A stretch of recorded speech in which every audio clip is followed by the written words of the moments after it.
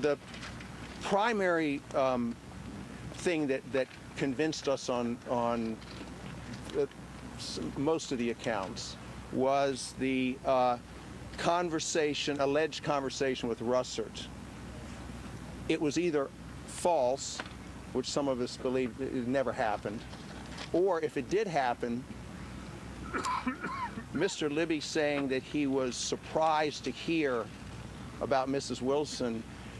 We had about 34 post-it pages, and by post-it I don't mean the little ones you stick on. I mean they were like 2.5 feet by 2 feet, and they were filled with all the information that we distilled from the testimony.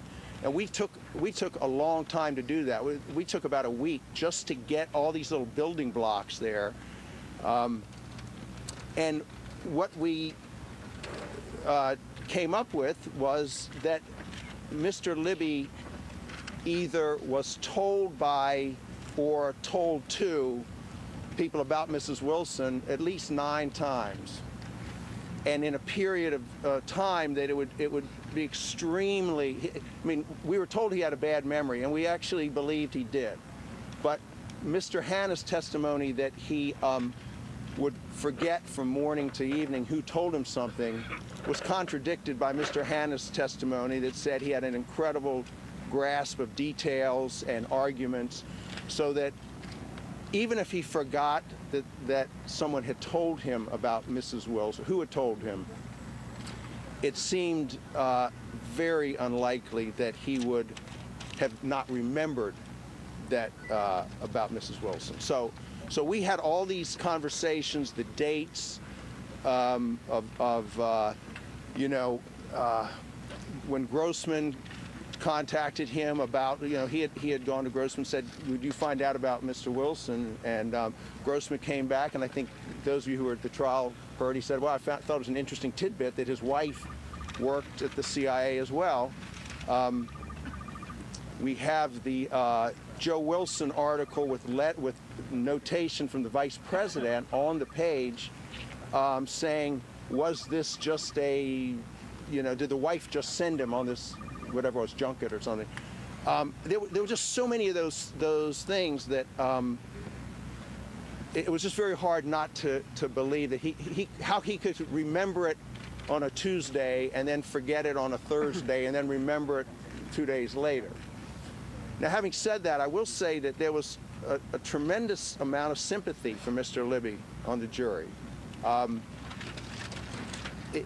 It was said a number of times, what are we doing with this guy here? Where's Rove? Where's, where are these other guys? We're not saying that we didn't think Mr. Libby was guilty of the things we found him guilty of, but that it seemed like he was, to put it in Mr. Wells' point, but he was the fall guy. Now he made bad judgments. Was he the fall guy for Vice President Cheney? Was that the belief of the jury? The belief of the jury was that he was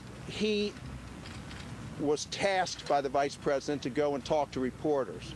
We never made any, came to any conclusion, or we never even discussed it, whether Cheney would have told him what exactly to say. But what about the motive, as far as the jury's feelings about the motive for Scooter Libby to lie to the FBI, lie to the grand jury? Did the Vice President, Mr. Cheney, come up in your discussions about Mr. Libby's motive? Was he covering for the Vice President? We actually never discussed that, because that was not what we were assigned to do. What do you think? I really don't know. One thing about being on this jury, the people who were on this jury, there were some incredibly good managerial type people who just took everything apart into the smallest piece, put it in the right places, and it got to a point where you just couldn't. Opinion had very little to do with it. You just came to this conclusion that, wow, okay, here it is.